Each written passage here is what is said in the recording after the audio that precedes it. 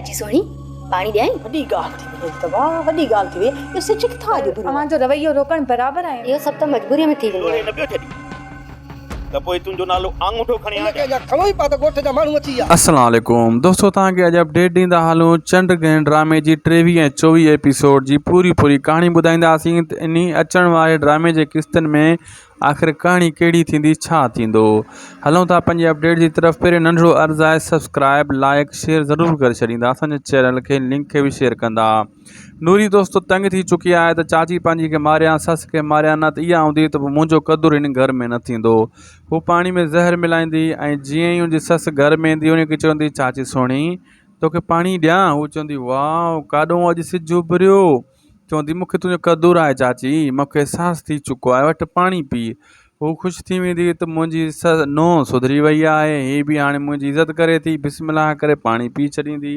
जेको हुन ज़हर मिलायो आहे, नशो मिलायो आहे, इहो वरी कुराड़ी जे लाइ वैल थी वेंदो।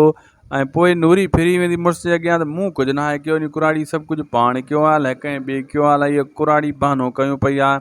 लेकिन यूसुफ सम्झी वेंदो त जेको कुझु कयो आहे मुंहिंजी ज़ाल कयो आहे नूरी। ॿी तरफ़ जेको आहे दोस्तो, फिज़ा जी माउ फिज़ा खे चवंदी, मूं त नरोज़ खे घर खां नाहे रोकियो, लेकिन नरोज़ हलियो अचे। हू चवंदी, अम्मा तव्हांजो रवैयो ई अहिड़ो आहे, तो काॾों अचे। ऐं हू फिज़ा जी माउ चवंदी, मजबूरी में इहो सभु कुझु थियो, शायदि जे करे थियो, लेकिन मां इहो कमु न कयो हुयो।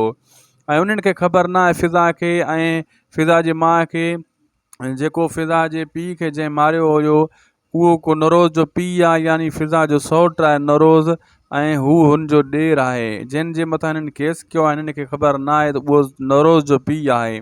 तमामु जल्द हिनखे ख़बर पइजी वेंदी त फिज़ा पोइ नफ़रत कंदी नरोज़ खां। हीउ नरोज़ मुंहिंजो सौटु मानी मुंहिंजे चाचे जो पुटु आहे, जंहिं चाची असांखे घरां कढी छॾियो हुयो, मुंहिंजी माउ खे धिका ॾे। मां तव्हांखे पहिरियों चयो त इन्हनि जो को पुराणो रिश्तो आहे पाण में। ऐं अहिड़े हिसाब सां साईं सरदार खे ख़बर पवंदी त अड़े कमदार अची ॿुधाईंदो त असां नवाज़ खे मारियो आहे, लेकिन उते ॻोठ वारा पुॼी विया, पुलिस खे नवाज़ बयानु ॾिनो आहे, हाणे वेल थी वियो असांजे लाइ। पोइ साईं सरदार चवंदो, तव्हां हुनखे मारे लोढ़े छॾियो आहे, तव्हांजो को अंगूठो पकिड़े हा? साईं सरदार खे न कमदार चवंदो, बाबा ईअं कयूं ई पिया त अञा ॻोठ वारा मथां अची विया। पोइ चवंदो, उन जे ॻोठ में मारण जी तव्हांखे कहिड़ी ज़रूरत हुई, तव्हां कंहिं ॿी जाइ ते ॿाहिरि मारियोसीं, तव्हां उते छो मारियो उनखे? पोइ कमदार चवंदो, साईं इहा असांखां ग़लती थी वई, असां उन्हनि जे इलाइक़े में वञी मारियोसीं, उते असांखे हथु अची वियो।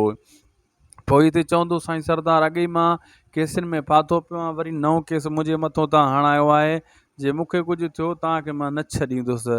पोइ हिते साईं सरदार खे जो कमदार ॾाढा ट्रिकूं मिकियूं ठाहींदो, बहाना ठाहींदो। पोइ कमदार चवंदो, साईं तव्हां ई जान छॾाए सघो था, तव्हांजे करे त असां मारियो आहे उनखे, अगरि इहो बची वियो त पोइ असांजे लाइ वयल आहे, इनखे अस्पताल में